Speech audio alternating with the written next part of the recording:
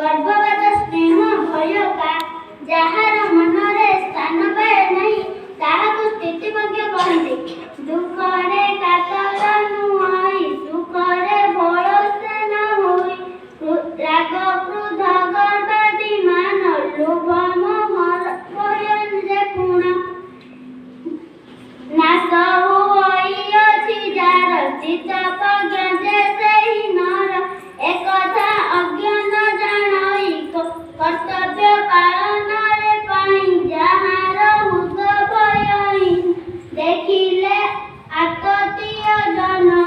ମନରେ କ୍ରୋଧ ଉଦେ ନୁଇ ବୃଦ୍ଧି ତାହାରି ସ୍ଥିର ହୁଇ ଅଟେ ଯେ ସ୍ଥିତ ପ୍ରଜ୍ଞ ନର ଅର୍ଜୁନ ଏହା ମନେ ଧର। ତମେ ଠିଆ ହଉନ ତାଙ୍କ ପଛକୁ ଠିଆ ଆସ ଠିଆ